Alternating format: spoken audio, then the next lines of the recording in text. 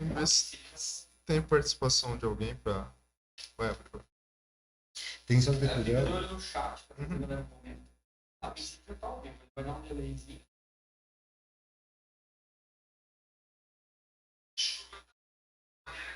Oi.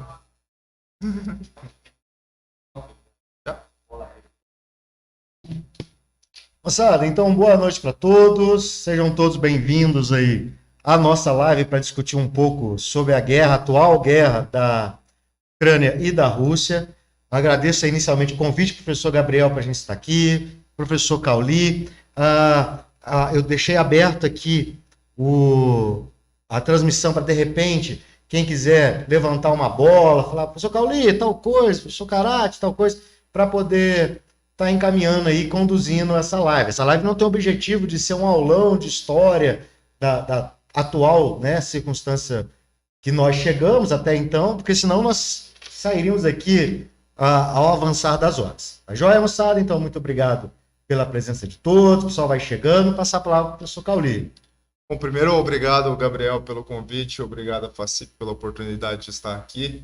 Obrigado, Karate, por compartilhar essa mesa e principalmente aos nossos alunos e demais colegas que participam e participarão desse debate, que, como o Karate bem disse, tem mais fins educacionais, fins aí também para formar um pouquinho da opinião, uma opinião mais crítica de certos assuntos, porque o que se vê hoje muito também é achismos, né? Então vamos trazer um pouquinho também de conhecimento, um pouquinho de opinião mais qualificada com o Karate aqui. Beleza? Quem me dera, Cauli. Eu acho assim, para a gente poder iniciar essa discussão da guerra da Rússia e da Ucrânia, eu acho que merece uma análise aí em levar em conta que quando nós falamos em direito internacional, não existe o chamado imediatismo. O que está acontecendo hoje não é fruto de atos e fatos de 6 meses, de 1 ano. A própria história contamina esse conflito. Então, quando nós falamos nesse atual conflito, geralmente os estudiosos que a gente coloca dentro de aspas, né? Eles fazem uma análise muito curta do conflito. Eles olham, olha, qual é a motivação dessa guerra? O Putin colocou isso, a questão da OTAN, tal, etc. A questão da Europa, a influência, mas não é tão simples assim. Se fosse tão simples assim, era mais simples de resolver, tá? Quando nós falamos nesse conflito, para quem não teve a oportunidade ainda de ler um pouquinho sobre isso, e eu já de cara recomendo um livro para vocês, e ele tem muita cara dos nossos alunos, cara. Por que tem a cara? Que ele chama 5.000 anos de história em 200 páginas. Esse livro é um livro para o preguiçoso conhecer história. Por exemplo, então se você se deparar com esse livro, você consegue entender desde 5.000 anos atrás até, na verdade, o final da Guerra Fria, porque o próprio autor coloca que tudo o que acontece hoje é fruto desse período. Então, se você estuda esse período, consequentemente, você entende o contexto. Então, não querendo delongar no aspecto histórico, até depois o professor Cauli vai poder ter oportunidade, nós temos aí pelo menos uma discussão básica antes da Primeira Guerra Mundial, com a questão da Ucrânia com poucos dias de sua liberdade política. Nós temos aí um período de Segunda Guerra Mundial, onde a Ucrânia é invadida pelos nazistas e depende do apoio da União Soviética. E após esse período, então, nós temos a indexação da Ucrânia em mais 14 estados, formando essa chamada não grande Rússia, né, que é no aspecto não, mas a própria União Soviética, né? E aí, então, nós temos um grande marco histórico com a queda do Muro de Berlim em 89. Eu nem vou perder tempo de falar um pouco de Guerra Fria, que eu acho que merece nós dois discutíssemos um pouco mais específico. Sim. Que aí a gente vai entender muito mais do contexto de hoje, o contexto da Coreia do Norte, o contexto da própria Síria, da Palestina e assim por diante. Então, quando eu coloco esses pontos, em 91, nós tivemos a Rússia a Ucrânia e mais 2 estados se desfazendo da União Soviética. Mas, na verdade, a União Soviética sempre foi conduzida pelo Estado russo, né? E aí, então, nós temos um estado de frustração. O que é frustração? Os alemães sofreram esse estado de frustração ao final da Primeira Guerra Mundial, com a assinatura do Tratado de Versalhes, onde eles assumiram a culpa pela Primeira Guerra Mundial.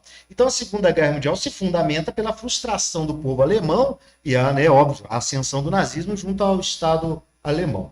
Mas olha só, então eu tenho uma União Soviética que acabou, não tenho dúvida, acabou a União Soviética. Mas, na cabeça dos radicais, não. Eles ainda defendem uma tese que a União Soviética não morreu. E isso é comprovado quando nós nos deparamos com imagens de tanques com bandeira da União Soviética. Como assim? Eles acreditam, o povo russo, que é um povo de uma miscigenação gigantesca, né? Ele acredita não nos ideais nazistas, gente, pelo amor de Deus, não é isso. Mas eles acreditam muito na nação, no amor, no patriotismo. Até porque o próprio Putin ele era do partido de extrema-direita nacionalista, né? Que defendia os ideais russos. Então, a Ucrânia, ela sempre, dentro de aspas, foi um território da União Soviética. E sim passa na cabeça do Putin. Esse líder, né, que está no poder, primeiramente ele entra como vice no poder, depois, da noite para o dia, o chefe de Estado renuncia, ele assume o poder e depois ele é legitimado nas urnas e aí temos eles até hoje como líder da Rússia, né? Então, quando a gente faz essa análise, fala, tá, mas e daí a atual situação de hoje? A atual situação de hoje, ela tem um pouco de contaminação ainda daquela questão da Guerra Fria, na divisão do mundo em 2 blocos. Nós estamos falando aí de um bloco pró-americano e um outro bloco pró, dentro de aspas, ex-União Soviética e atual Rússia.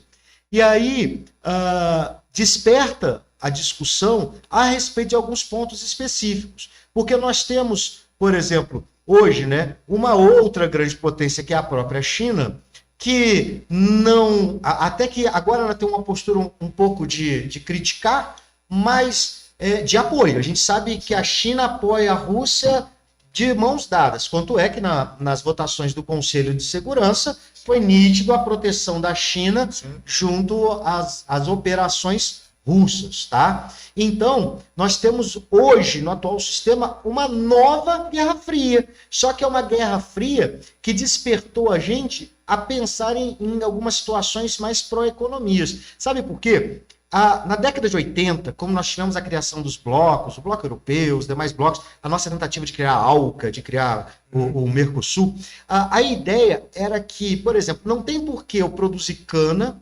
produzir açúcar, produzir álcool. Eu poderia produzir a cana, vender a cana, comprar o açúcar, nessa ideia da globalização, numa interdependência muito grande entre os estados. É algo que aconteceu dos anos 80 até ontem. Nós vamos falar por que até ontem.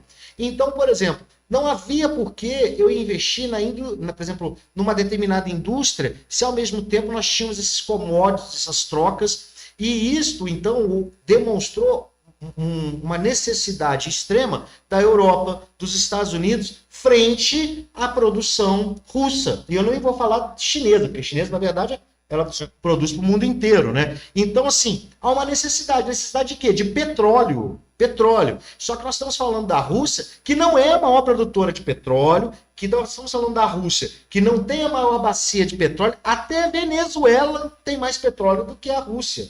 Então, nós estamos falando de um estado que não em termos de território, não falar nem da Rússia, falar da Ucrânia, não é o maior território do leste europeu, ainda do Ocidente, mas, ao mesmo tempo, é um grande produtor de trigo, que gera uma dependência à Europa. Nós estamos falando dos gasodutos, nós estamos falando da energia nuclear. Então, a Rússia virou meio que uma fazendinha de manutenção da Europa.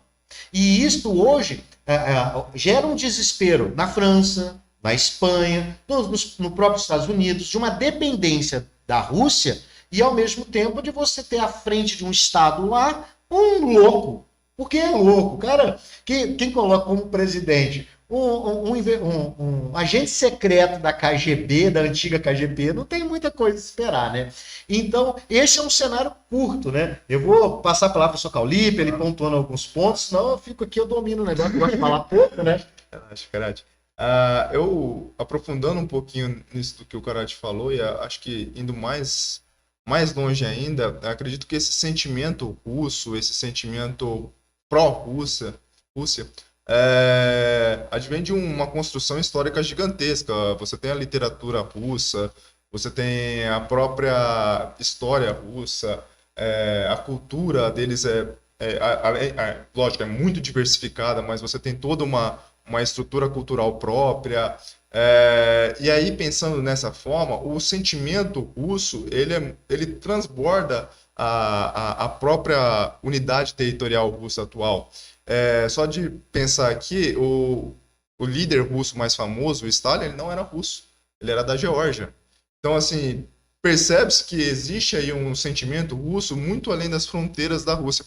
E até uma provocação que eu gostaria de fazer pro Karate aqui, você falou dessa questão da polarização, até mesmo de uma possível nova Guerra Fria. Talvez não seja um pouco uma mudança de paradigma que antes tínhamos aí as regras culturais, as regras econômicas, muito mais movidas pelo Ocidente, e agora parece que existe uma mudança de paradigma voltando aí os olhos do mundo e o centro do mundo para um Oriente. E aí, como você bem trouxe, a China, a Rússia, e não só no sentido cultural, como eu disse antes, mas econômico mesmo. Você tem grandes companhias russas, grandes companhias chinesas e das mais diversificadas, e não coloco somente essas duas potências, mas você tem, por exemplo, na cultura, a Coreia, a própria parte industrial coreana, os japoneses. Então você percebe aí um grande centro econômico, uma grande movimentação econômica e cultural e política no leste, mais a oriente.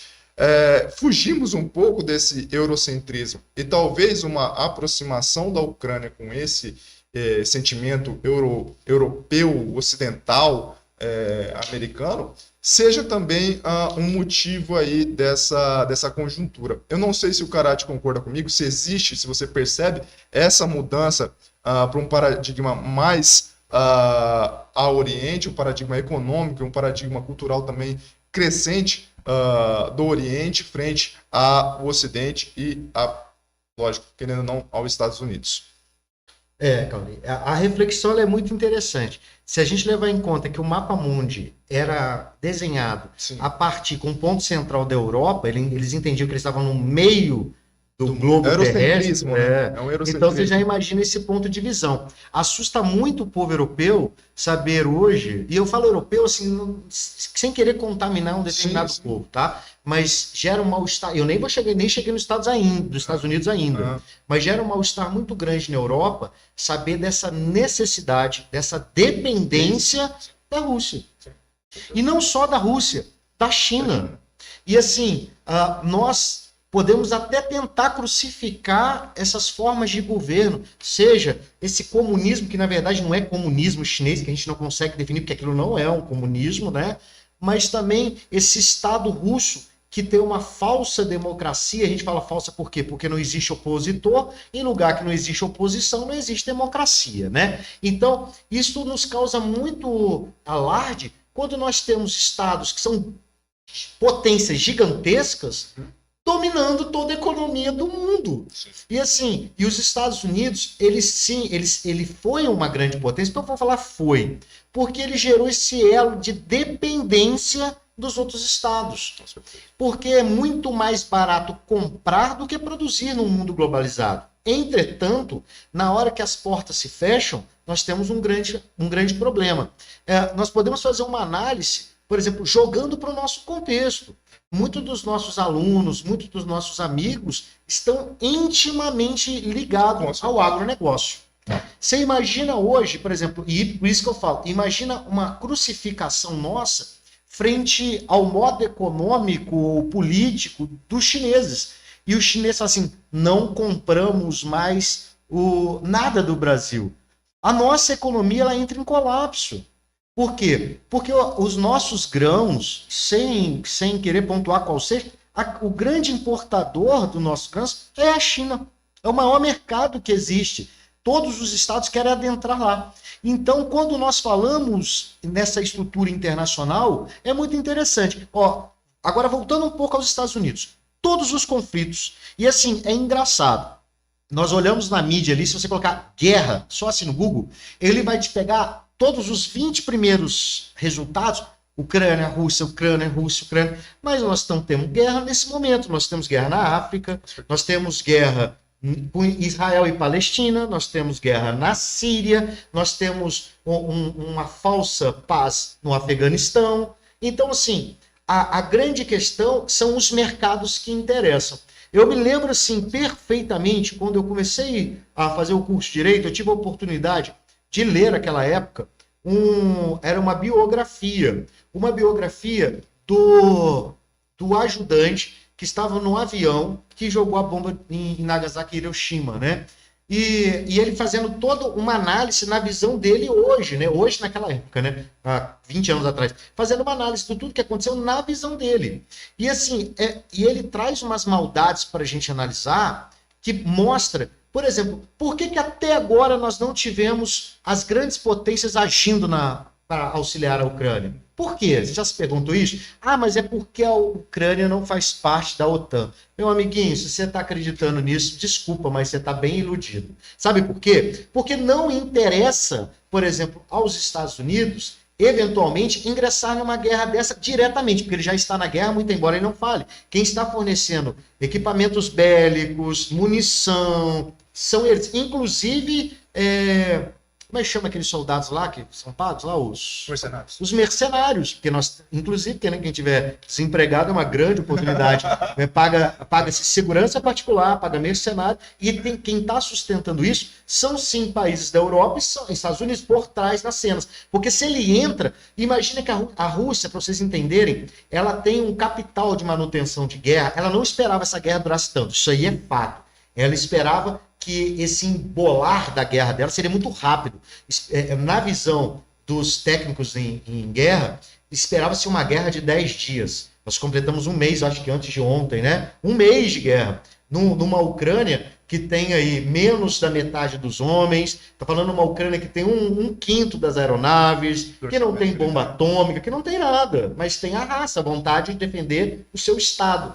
Então, essa guerra, por exemplo, uma manutenção dessa guerra, fala assim, nós vamos cortar a compra de gás da Rússia. Sabe quem sai perdendo com isso? Não são os russos. Quem sai perdendo é a Europa, porque ela para a linha de produção dela, porque grande parte da indústria europeia depende do gás natural. Então ela para a linha de produção, por causa de uma briga, dentro de aspas, que não é dela. Então não interessa aos outros estados uma interferência direta. É muito uma coisa assim, vamos fazer um bloqueio das contas dos magnatas russos nos Estados Unidos, vamos boicotar tal coisa. Mas não é um impacto direto. Não é, porque... E eu falei isso para explicar o que dizia naquela bibliografia. E ele dizia o seguinte, na época, né, ao final da Segunda Guerra Mundial, quando começou a questão, porque tinha aquela situação dos judeus, né, que o nazismo queria exterminar, os judeus, eles eram transportados através de um modal, o modal ferroviário. Então, as cidades foram combatidas e destruídas na Alemanha, menos a estrutura férrea do país. E aí se pergunta, se a intervenção naquela época, né, dos países da futura Liga fosse realmente para proteger o povo alemão, por que não destruir as ferrovias para não ter como transportar as pessoas até os campos de extermínio? Porque o interesse nunca foi pessoas, o interesse sempre foi riquezas. Um exemplo clássico disso é o atual momento. A Venezuela, ela tem a questão de um presidente eleito, dentro de aspas, democraticamente, não vamos discutir esse democraticamente, porque na democracia, na visão deles, que é o Maduro. E aí tem um eventual indivíduo que se proclama chefe de Estado da Venezuela, que então defenderia os interesses do país. O que acontece? Quando a Venezuela tem um boicote de petróleo há muitos anos, inclusive movimentado pelos Estados Unidos, e um boicote direto, então, para não comprar nem a Europa. Então a Venezuela, que é a maior reserva de petróleo do mundo, ganha dos povos árabes, ganha da Rússia, ganha de todo mundo, do Brasil.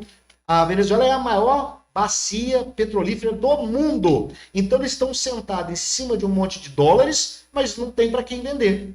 E aí o que acontece? Quando você vê o Biden mandando seu representante ir até Venezuela negociar petróleo com Maduro, você fala, mano, estão me chamando de idiota. Por quê? Porque se ele faz um boicote, fala que não, e recomenda a todo mundo da Europa não comprar, porque a forma de governo, e aí o povo lá não tem como comer petróleo, porque petróleo pode valer riqueza, mas não se come petróleo. Vive na pobreza, agora na nossa situação, olha, vamos mudar nosso enfoque. O nosso problema é o Putin. Então, Maduro pode continuar com as suas atrocidades, não tem problema nenhum, porque a gente precisa só do seu petróleo. Então, na verdade, o que fundamenta esses conflitos, principalmente movidos pelos Estados Unidos, pela Europa, são riquezas.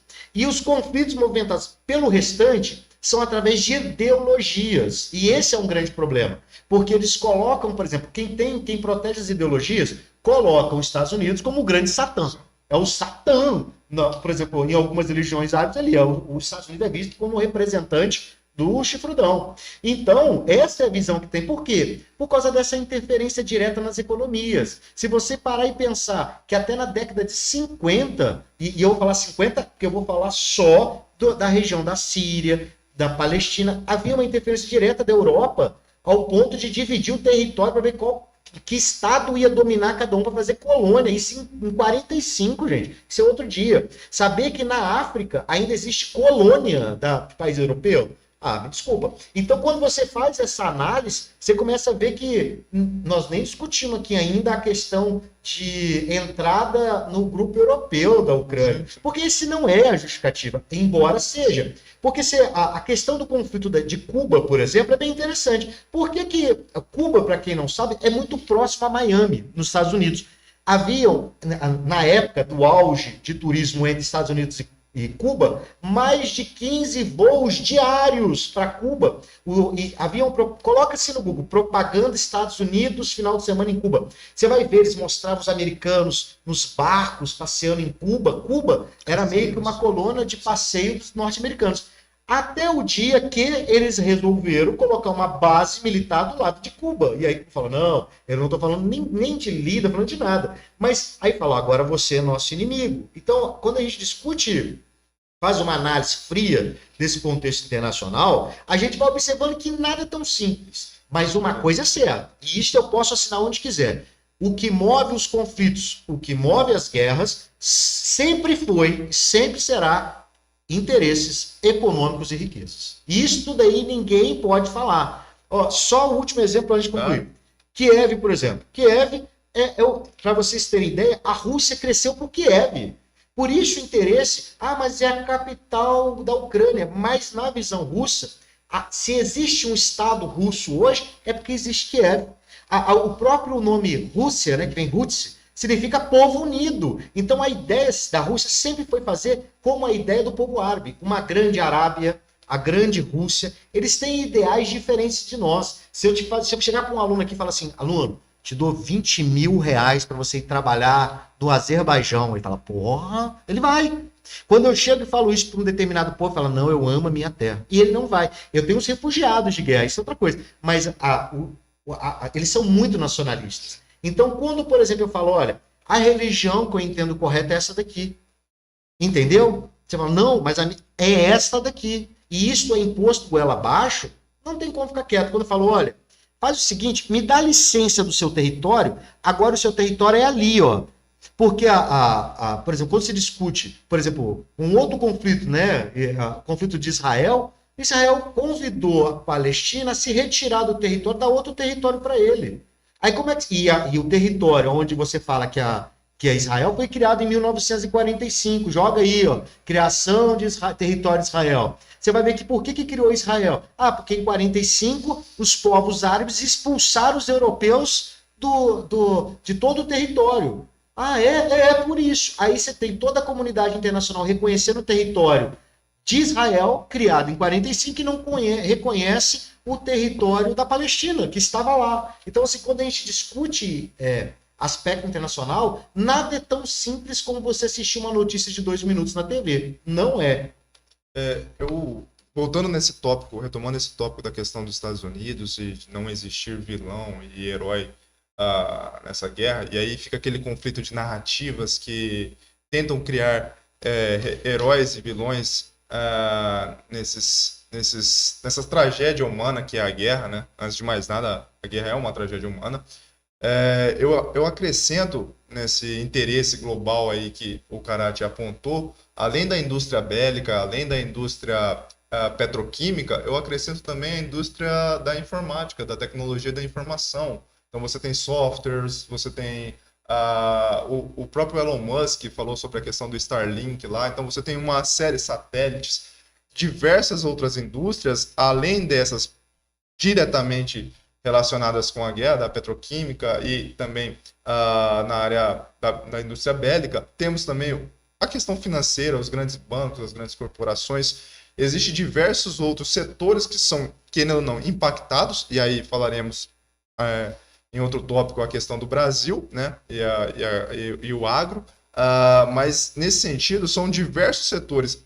Ter a ingenuidade, que é uma questão somente pontual, de identificação com a União Europeia, identificação com a Rússia, ou criar vilões e heróis, assim, como o Karate bem disse, é uma ingenuidade muito grande, porque temos diversos setores econômicos, diversos lobbies, porque não, já dando nome aos bois, lobbies, que estão, querendo ou não, dentro dessa conjuntura, desse contexto que acaba nessa tragédia humana que é a guerra.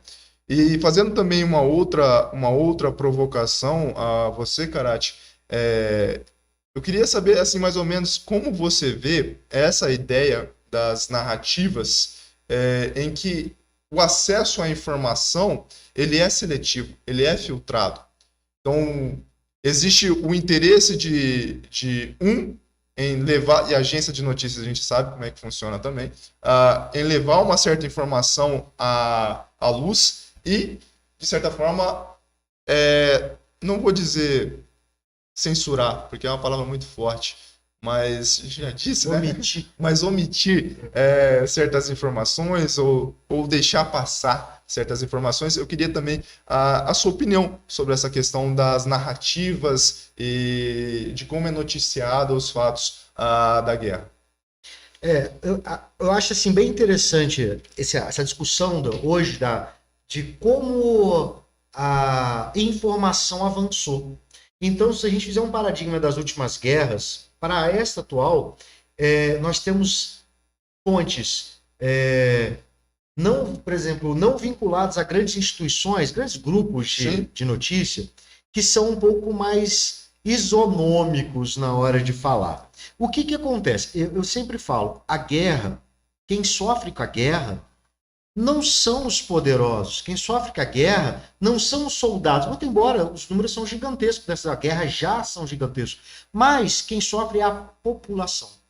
Por exemplo, se você imaginar que 3/4 das crianças ucranianas já não se encontram mais no país, que foram retiradas por terceiros, nós estamos falando então de um trauma aí para os próximos 50 anos, 70 anos.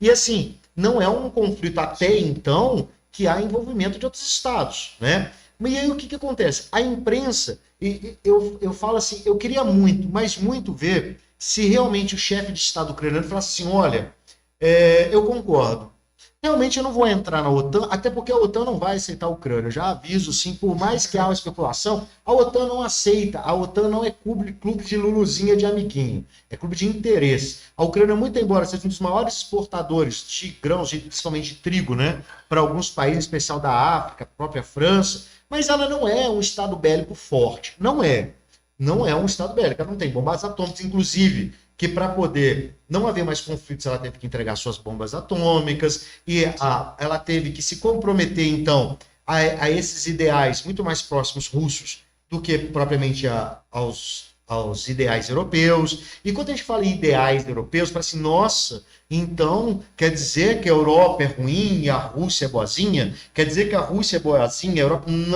Não é isso que quer dizer. Quer dizer que alguns estados, e não é o capitalismo, eu discordo dessa ideia, o capitalismo Porque hoje não existe um Estado que não seja capitalismo. Não existe. A não ser a Coreia do Norte, que fabrica o próprio dinheiro falsificado, né, que é o dólar. Para quem não sabe, o maior exportador de drogas do mundo, né, através do governo, do chefe de Estado, é a Coreia do Norte. Ela exporta e importa drogas, o próprio governo é envolvido em falsificação de moeda de dólar. A Coreia do Norte é um negócio que nem dá para comentar. Constrói um aeroporto que não tem voo, que mais coloca funcionário fictício para funcionar. É um negócio assim, para mostrar para o mundo que os ideais deles funcionam. Tirando isso daí, que realmente aquilo ali é uma Ponto fora da curva.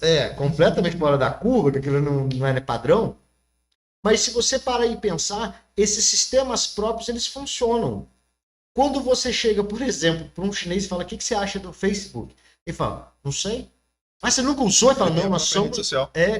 nós não temos. Nós temos uma rede social nossa própria, né? Ah, tá. Você não quer ter Facebook? Não, eu prefiro o nosso. Por causa dessa questão de proteção do nacionalismo, da questão do governo, até porque... Surgimento do TikTok, outras plataformas também. Exatamente. Então, assim... Hoje, por exemplo, o que acontece agora é transmitido agora. É diferente, por exemplo, da Segunda Guerra Mundial, Sim. que eram através de cartas. Então, assim, muito embora eu acho que a imprensa ela dá muito mais uma cobertura ligada à destruição da guerra, é justamente para criar um mal-estar da gente. Você liga a TV e fala, putz, olha lá, olha. Nossa, olha o cara morrendo explodido. Ó. Mas não mostra realmente... os reais motivos da guerra. Fala, vamos fazer uma análise fria? Vem cá, vamos sentar nessa mesa aqui, ó. Qual é a chance da Ucrânia fazer parte da OTAN? Vamos fazer uma análise. Vamos chamar esses estados e vamos ouvir? Vamos ouvir, então, se eles vão conseguir entrar no bloco europeu? E vamos fazer uma análise? Então, assim, não é isso. Isso é uma justificativa muito superficial ao extremo. A grande verdade é, vivemos ainda, como eu disse lá, vivemos reflexo da Guerra Fria, mas um novo aspecto. Hoje, nós temos ainda essa visão, nós que eu digo, tá? Cuidado com esse nós, para não falar que é nós, né? Ainda há uma visão de que quem apoia os Estados Unidos está do lado certo e quem não apoia está do lado errado. Essa é a visão, da nossa visão que nós temos, né? Ocidental. A gente tá aqui assistindo e falando, não, Estados Unidos, porra, mega potência, caras são top em tudo. A gente tem essa visão, a gente paga pau pra gringo de qualquer jeito. Mas pra norte-americano, a gente baba o de norte-americano, né? É o grande sonho americano, aquela questão. Ninguém aqui tem sonho de ir pra China, tenho certeza, né? Maior economia do mundo. Mas não, você fala... Mas aí, quando você começa a fazer essa análise, né, da questão dos estados, o que acontece? A Ucrânia, ela faz divisa com o território russo. E aí está uma grande justificativa. Ela fazendo parte, por exemplo, da OTAN, é possível utilizar o território da Ucrânia para poder fazer instalações militares. E aí está uma grande questão. Queria ver você que está em casa ter um vizinho no seu quintal com a arma apontada para sua casa. Não precisa disparar, mas basta eu ter uma arma apontada para sua casa que já te gera um mal-estar. E o Putin, e a grande briga dele é essa, ele não quer essa entrada das demais potências, e aí eu estou falando das principais que fazem parte da OTAN, no quintal da casa dele. Porque se ele tem esse acesso, qualquer vírgula, pá, foi. E ó, nós estamos falando que 48 horas atrás, a Coreia do Norte já avisou, estamos juntos. Antes de ontem, eles testaram o míssil de longo alcance. E esse míssil teria capacidade de atingir os Estados Unidos. Olha que loucura. Então a gente está no enfoque para cá, mas eu acho que tem enfoques muito mais radicais para o outro lado. A grande questão é, o Putin disse assim, cumprindo 3 requisitos, cessa-se imediatamente a guerra. Primeiro, a não entrada da Ucrânia na OTAN, o não ingresso dela no bloco europeu, e, obviamente, eles entregarem as armas, que é aquela questão que você para de lutar e fala, ó, cessa a guerra. Não é tão simples, mas se você imagina você sendo um chefe de Estado e você tá, se você pegar a região litorânea da Ucrânia, gente, está toda destruída.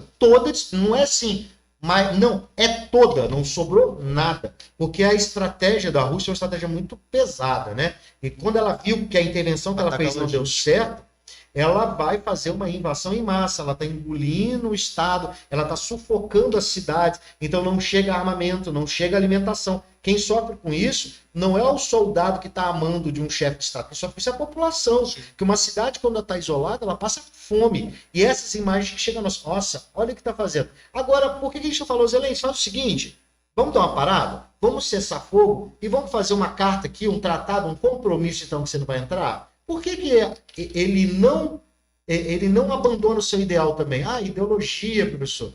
Mas espera aí, tá morrendo gente. Com certeza. A Rússia ela vai ser condenada, tá, gente? O que ela está fazendo vai ser condenado no momento correto. Já está saindo as sanções, mas ela vai ser condenada na esfera internacional. Não adianta achar que vai sair ilesa, que não vai. Ela vai ser punida. Quanto a isso, não há dúvidas. Mas a questão é, o chefe de Estado, ele pode ter uma questão de ideologia que supera a própria vida do seu povo? Essa é uma questão para pensar. Porque você fala, ah, mas então eles vão ter que se render. Peraí, eu tenho uma frase que marca, mas marca demais quando eu faço análise de guerra. Qualquer coisa que eu penso assim, ó, o ser humano ele é tão ridículo ao idiota que o ser humano é o único ser que busca a paz através da guerra. Então, guerrear com outro Estado não te traz vantagem nenhuma, porque você fala, ó, baixamos as nossas armas e você me atacar, temos um grande problema. Recentemente eu vi um vídeo do Pepe Mujica, ex-presidente uruguaio, e eu achei sensacional a ponderação que ele fez. Chegamos a um ponto que estamos há pouco tempo de pisar em Marte, de ser uma civilização interplanetária, por assim dizer. Não sei se acontecerá, mas de fato estamos caminhando para isso. E mesmo assim, o grande paradoxo é que usamos da mesma metodologia tribal que é a guerra. E o Karate falou muito bem, assim, desse ponto de vista, meu é extremamente convergente com você, Karate. A população realmente sofre e atacar a logística, né, a entrada de portos, aeroportos, lugares onde entram suprimentos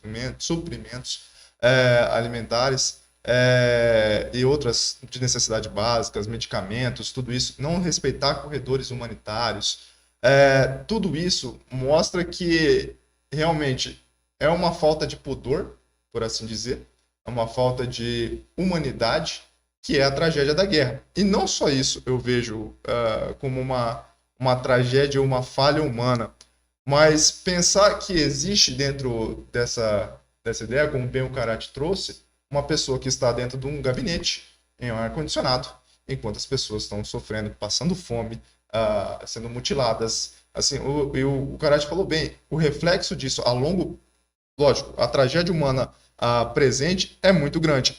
A longo prazo é maior ainda, porque você tem aí na pirâmide etária um ataque à pirâmide etária, onde a população produtiva está saindo, a futura população produtiva está saindo do país. A recuperação econômica não vem fácil, mesmo que tivemos dentro da história aí diversos países que conseguiram uma recuperação econômica rápida, caso do Japão, de certa forma, mas não vejo assim uma recuperação tão rápida da Ucrânia. E a tragédia ela não é somente presente, mas com certeza se estenderá a futuro. E como o Karate disse, creio que deve haver responsabilização dessas lideranças e, principalmente, pensar que temos que evoluir ainda como humanidade e buscar soluções políticas além da guerra, né? Fazer política através de conflitos, com certeza, não é a melhor forma. Não estou falando aqui em outras espécies, mas deve, lógico, ter uma força armada, ter uma segurança nacional, tudo isso deve ser respeitado, porque vivemos num mundo pragmático e realista, né? Mas, assim, realmente, eu vejo como talvez não como o Karate vê a tragédia humana, do caráter humano como algo tão ruim, mas, de fato, evoluímos em certos aspectos e não evoluímos em outros, porque continuamos com soluções tribais como a guerra. Não sei se concorda comigo nessa parte humanitária ou com essa parte tão triste, levando aí um pouquinho até uma desesperança, uma certa depressão aí do nosso podcast de hoje. Não sei se concorda comigo, Karate. E com o ex-presidente uruguaio, Pepe Mujica. Então, o Mojica, ele é uma figura, né? Era o chefe de estado da de Fucã na cidade, né? No país. Morava então, no Acre. Ele é um padrão de chefe de estado que na história eu acho que vai ser difícil de ter uma autoridade que ele tinha de conhecimento e de ser humano, né? Ele era muito humano. Eu acho que quando a gente fala nesses contextos de guerra, gente, é óbvio, né, que o resultado ele não é interessante. Por exemplo, eu vi uma análise na CNN Internacional, que é menos politizada, uma coisa mais pesada, que eles gostam. Você liga assim, você vê até o tiro sendo para a TV escorrendo sangue. Porque eles têm uma visão muito pesada, uma crítica muito pesada. A nossa ainda é meio tupiniquim, mas a CNN Internacional é bem pesada. E eu vi uma análise de um estudioso de guerra, ele disse o seguinte: o Putin partiu para uma situação diferente do que ele estava no começo da guerra. Ataques estratégicos, que é realmente o que se pode utilizar. Até para a guerra tem regra, gente. Para quem não sabe, quando a gente fala em guerra, a guerra não vale tudo, não é assim que funciona, não. A guerra tem, depois nós tivemos vários tratados, né, que versam sobre guerra, mas não vou nem me delongar para não morder nisso. Mas olha só, o que acontece? Num primeiro momento, ataques estratégicos, destruir sim, então os paióis, os aeroportos, os quartéis. E hoje não, hoje é um ataque generalizado. A ideia é destruir. Então, na análise desse crítico, ele diz o seguinte: o Putin viu a dificuldade da guerra, ele não imaginava. Porque todo mundo sabe o poderio bélico da Rússia, a tecnologia envolvida, só que ele não pode usar tudo o que ele tem. Como assim não pode usar tudo? Por exemplo, você tem um míssil supersônico, ou um míssil supersônico. Então, ele economizou a sua toda a estrutura bélica para ter uma guerra mais barata e menos sangrenta numa visão internacional, né? E agora ele parte para outro jogo. Agora a ideia é destruir. Se no final das contas eu não conseguir... tem a questão da Crimeia, já falando rapidinho.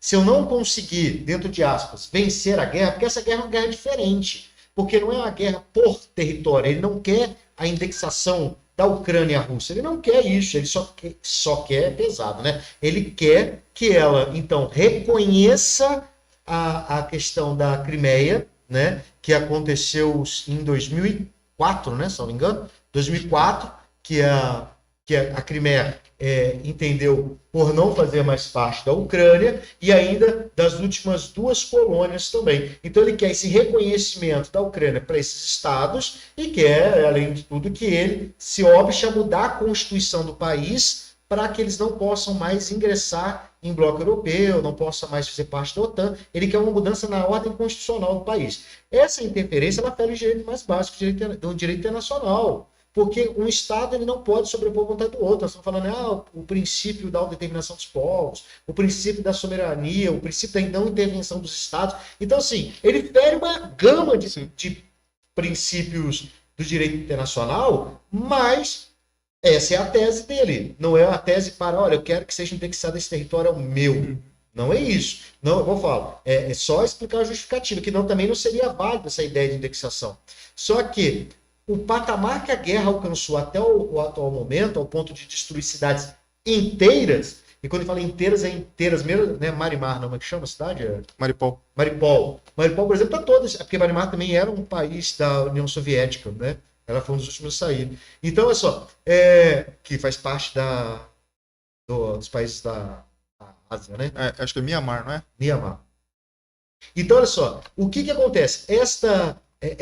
Esse reconhecimento do território da Crimeia mostra assim, olha, eu ganho no grito, se não me escutar a gente vai bombardear, joia? Só que, só uma última colocação, antes de mandar uma bomba para você, indireta, e até pulou, assim, eu ia falar um negócio que até pulou aqui, antes de mandar essa questão para você, que se você pegar, por exemplo, hoje, o estoque de bombas atômicas que a Rússia possui, e eu vou falar os estoques que nós sabemos, né? Porque tem uma grande diferença saber o que é declarado e o que não é declarado. o número de bombas ultrapassa a dos Estados Unidos e quase ultrapassa os demais países que também possuem. Isso é muito preocupante. Por que é preocupante? Porque um ataque, tomara que não, a gente anota esse de hoje que isso não aconteça, mas se houver o ingresso de países europeus e dos Estados Unidos, nós vamos ver, infelizmente, um desastre como nós nunca vimos. Diferentemente da Segunda Guerra Mundial, onde se tentou apertar o botão, mas não sabia que precisava da chave, que foi tentado o uso de bombas atômicas aqui no momento, só que não sabia nem utilizar bombas atômicas, porque ela não era só um simples botão, precisava de chaves, botões, e houve uma falha no sistema, mas foi tentado usar. Então, assim, diferente daquela época, olha, eu acho que, e acho uma palavra muito pesada, né? Mas eu entendo que isso que está acontecendo é meio que uma isca.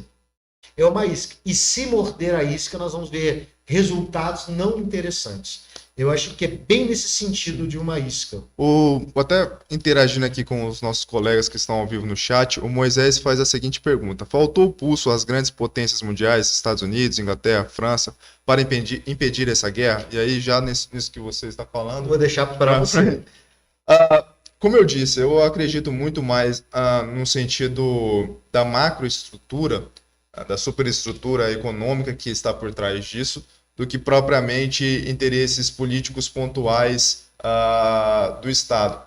Acredito sim que, de fato, os políticos ainda têm grandes poderes, mas corporações, lobbies, mercado financeiro, tudo isso são levados em considerações nas atuações políticas. Não sei como reagiria o mercado financeiro, num caso como o Karate disse. Não sei como, se os Estados Unidos ou a Alemanha ou a França entrasse de forma mais forte, Moisés. Mas acredito sim que a posição mais severa, uma posição mais... não vou dizer conflituosa, mas sim alguns posicionamentos antes da guerra, de forma mais dura, por assim dizer, seriam muito melhores. Mostrar que poderiam evitar essa guerra, mostrar que haveria prejuízos à Rússia, prejuízo ao ambiente econômico russo, tudo isso deveria ser ponderado antes. Acredito, não sei a ideia do Karate sobre isso, acredito que o fato de termos aí uma transição de poder, estando nos Estados Unidos quanto na Alemanha, principalmente na figura da Angela Merkel, que era uma estadista forte na Europa, colabore um pouco com isso. Mas, de novo, não acredito que figuras políticas, não sou tão desse perfil de acreditar que figuras políticas elas tenham aí um papel tão crucial nessas questões que interferem na economia. Acredito muito no papel e no lobby, de novo repetindo essa palavra, das grandes corporações, das grandes empresas, etc., que fazem aí a tomada de política, a tomada de decisões desses políticos. Então, assim, não posso fazer uma análise de conjuntura sem levar em critério essas ideias. Se faltou pulso para elas ou não, de forma direta assim, acredito que, de fato, talvez não entrar de forma conflituosa, mas já deixar claro as sanções que poderiam ocorrer ao governo russo, etc., seria realmente, talvez, mais ponderado pelo Putin antes de entrar na guerra. E você, Karate? Eu concordo plenamente e só completo mais um pouco. Além da questão do lobby, sim, eu quero ver o povo europeu ficar às escuras. Porque grande parte da energia utilizada na Europa vem das usinas nucleares sitiados tanto na Rússia, tanto na Ucrânia. Com certeza. E aí, então, será que o povo europeu vai querer ficar no escuro? Será que o povo europeu vai querer ficar sem seu aquecedor durante o inverno? Porque depende do gás russo para manter as casas quentes. E a gente não está falando do friozinho de Cuiabá de 8, 10 graus, não. Estamos falando de frio abaixo de 30. Isso é diferente. Sim, sim. Então, tem uma dependência gigantesca. Com certeza. Ontem nós tivemos aí o chefe de Estado francês, olha, nós precisamos imediatamente que a Ucrânia realize o plantio do trigo, senão a África vai passar fome. A África, me ajude. A África, não, são eles, não é o povo africano, porque o povo africano sempre passou fome. Ninguém nunca deu atenção para o continente africano. Ninguém. Na verdade, os países exploram a África até hoje, mas ninguém apoia. Aí fala, porque a África vai passar fome. Me desculpa, né? A mídia, eu acredito que boa parte da mídia, das agências de notícias, repercutem tanto isso porque sabe do impacto financeiro que isso vai trazer para polos realmente ricos, países desenvolvidos e também ao Brasil. E já entrando nesse tópico, já que eu falei do Mujica e já falando também sobre esse tópico, eu queria saber, Karate, fazendo uma provocação, devolvendo uma provocação, o impacto disso para a conjuntura econômica e política brasileira. Os impactos para nós são gigantescos, né? A gente pergunta assim, como é que pode uma guerra lá do outro lado do mundo nos afetar, né? Gente, hoje, no estado de globalização que nós encontramos, se cai um alfinete lá do outro lado, ele gera um reflexo aqui, infelizmente. E aí, alguns aspectos nós já podemos observar, que é a questão da alta do barril de petróleo, porque assim, gente, diminuiu a produção, automaticamente aumenta o valor, é questão de oferta e procura. Então, diminuiu a oferta, você manteve a procura, o preço sobe. Então, nós estamos falando no aumento do preço do petróleo, aumento do preço do trigo, aumento, e aí vai numa cadeia gigantesca. Você tem a questão do fertilizante, são várias questões envoltas a isso, né? E assim, os estados, quando estão focados em guerra, eles não se preocupam com, por exemplo, o crescimento do país. Eles estão preocupados na guerra. Um exemplo clássico disso foi na Segunda Guerra Mundial, onde fábricas de vela, panela, viraram fábrica de armas. Aquelas senhoras que trabalhavam fazendo velas viraram fazendo fuzil. E é um problema, porque a guerra, quando ela vai sendo alimentada, por exemplo, óbvio que a Rússia, sem um apoio direto de outro país, mas provavelmente da China, de outros países, também está recebendo um apoio, em dado momento, uma guerra, quando vai se estendendo, as reservas se diminuem. Reservas de material bélico, reservas de alimentação e assim por diante. Então, a ideia, e até pegando um gancho um pouco, você falou do lobby, Sim. a ideia, por exemplo, dessas medidas que foram tomadas, né, quando não faltou pulso, a guerra hoje é um pouco diferente. A guerra hoje não segue mais o sentido de antigamente, falar, eu tô de mal com você. Não,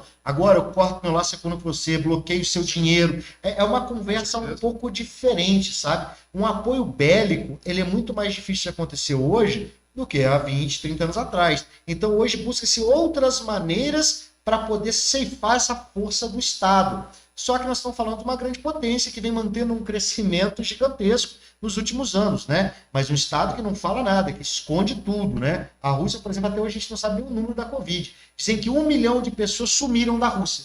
Putin disse que eles não eram russos verdadeiros e fugiram do país. Não precisa nem falar, são mortos. Então, assim, há muita omissão das informações. Quantos soldados morreram lá no Russo? 500.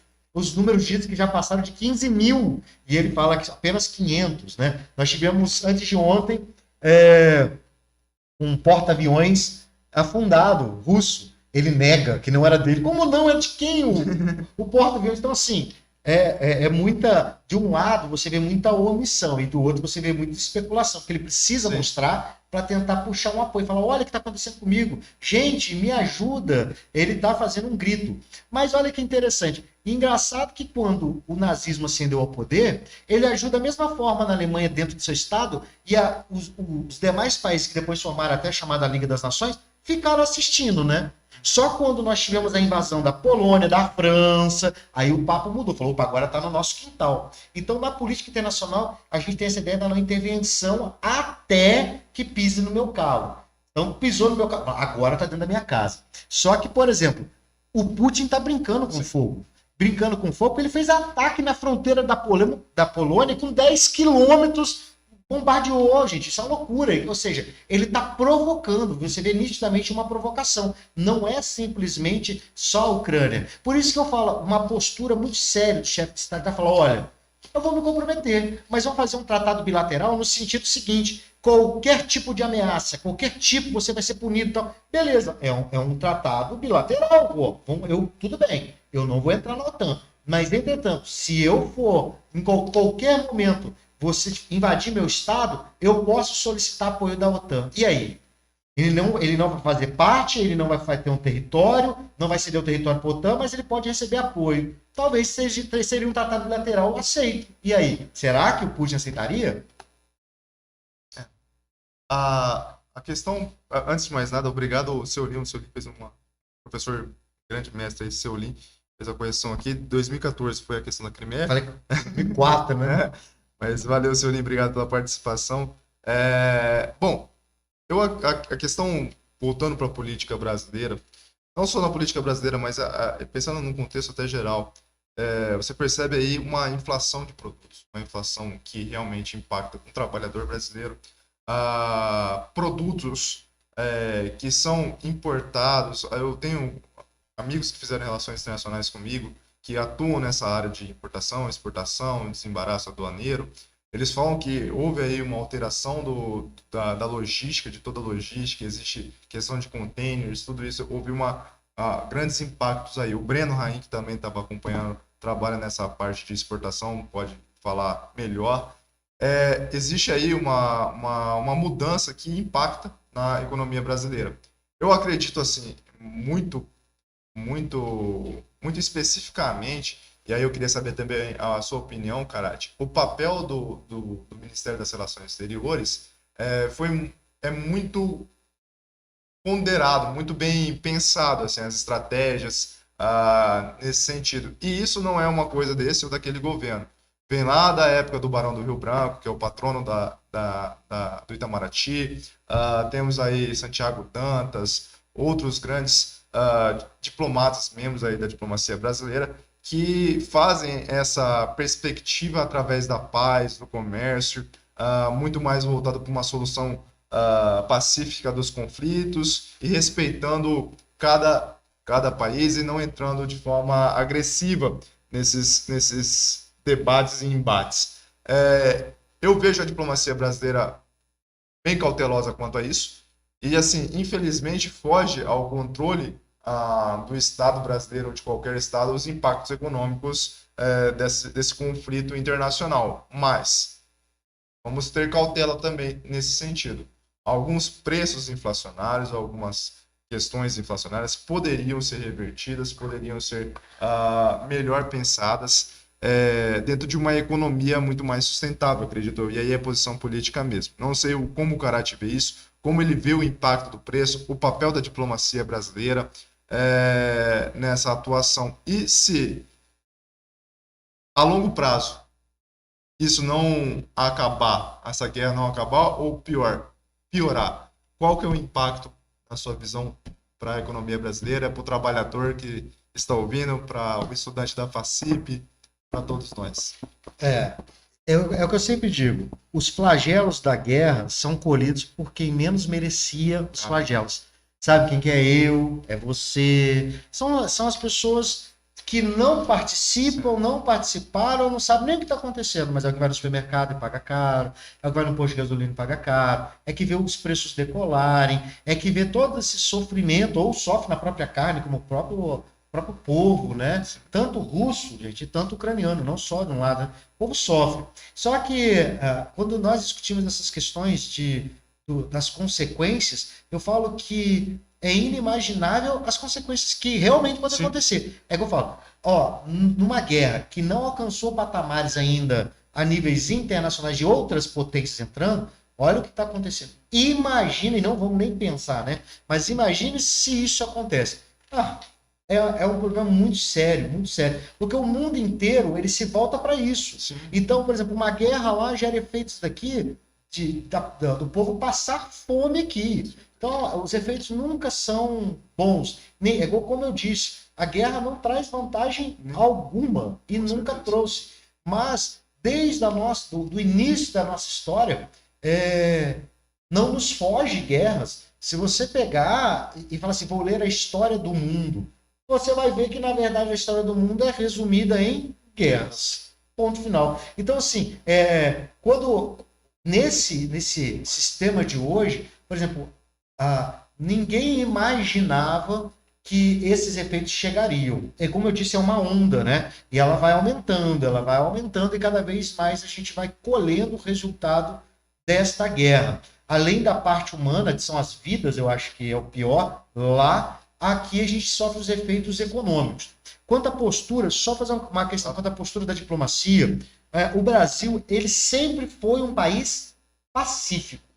Pacífico ao ponto de ser um membro fundador da Liga das Nações, um membro fundador da própria ONU. O Brasil está dentro dos 51 países que criaram a ONU, para quem não sabe. Então nós temos, assim, inclusive, que já chefiou, presidiu outras instituições que buscam a paz. O Brasil é um país pacífico. E assim, eu sempre digo, pacífico e muito esperto. Melhor do que defender um lado, é defender lado algum. Porque assim, o Brasil tem que tomar uma posição e defender a Ucrânia. Olha, não é tão simples assim. Se nem as grandes potências fazem, por que nós, que estamos aí um país emergente, né, vamos fazer? Nós temos que entender, não concordar, podemos emitir nota de repúdio, mas nós dependemos dos nossos negócios internacionais, né? Os nossos números com a Rússia, não faço ideia, mas você pode ter certeza que o Brasil deve exportar, deve importar. Quanto a isso, eu não tenho... E eu nem vejo como egoísmo essa sua visão, Karate, porque, assim, querendo ou não, defender o interesse do seu povo. Exatamente. O povo que está no dia a dia, o trabalhador mesmo. E, então, assim, o Karate falar dessa questão, não vou posicionar, não defender parte alguma, não é uma posição egoísta, eu concordo com a sua visão, e acho realmente que dentro do longo prazo, evitar de qualquer forma piorar a nossa situação passa por essas estratégias de diplomacia brasileira.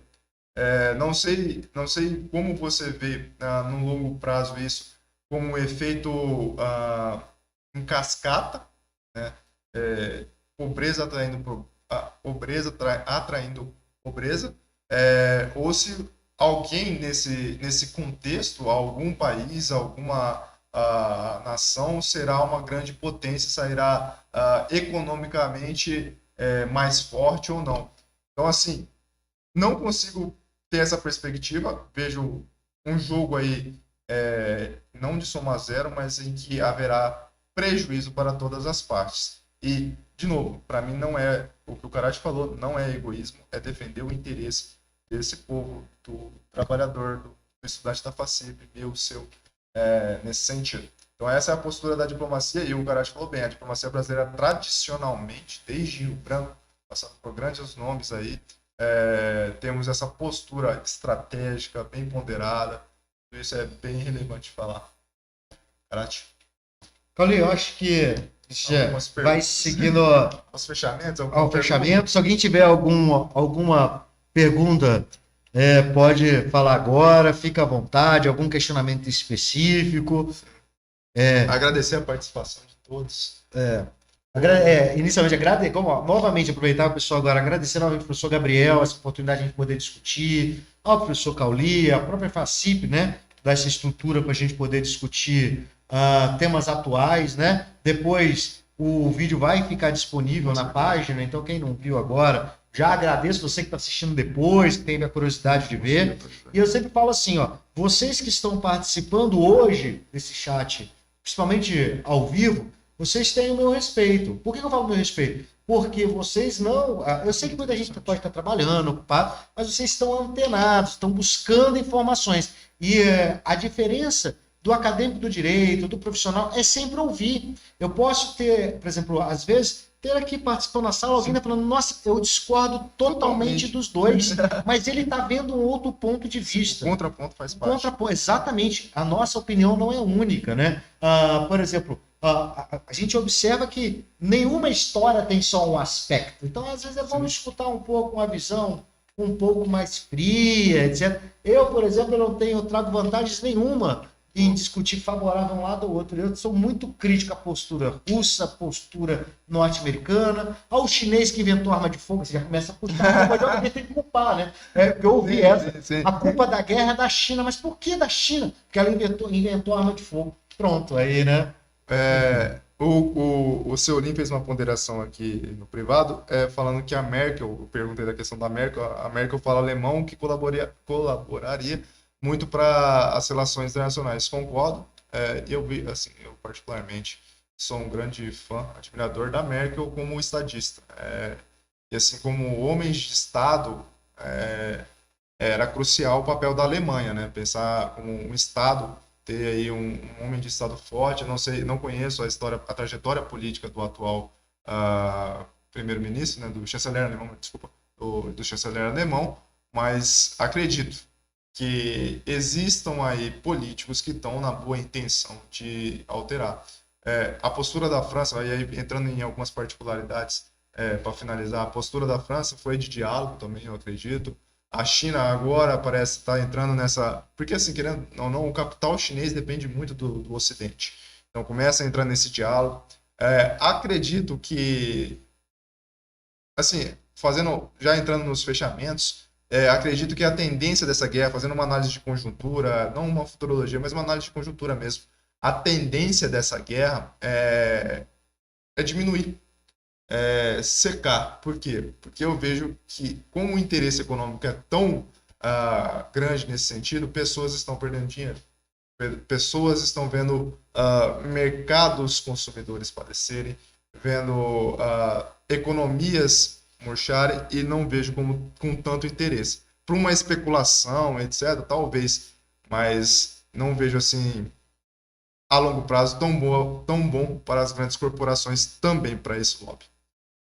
Suas ponderações aí finais, tem alguma questão aí, ô Karate? Não, só agradecer novamente o pessoal dando os parabéns. Eu agradeço a presença dos senhores nessa noite de sexta-feira. Moçada, vamos aí fazer uma corrente de pensamentos positivos para que dias melhores venham, né? Essa não vai ser a primeira e nem será a última guerra que enfrentaremos, infelizmente, né? Vamos pôr aí o povo acima dos interesses. Quem sabe uma hora não reduz esse número. Com certeza, com certeza. Obrigado, Karate, obrigado, Gabriel, obrigado, Facip, pela oportunidade, e obrigado a todos que vieram aqui, participaram do chat, diversas pessoas, diversos amigos aqui. Muito obrigado.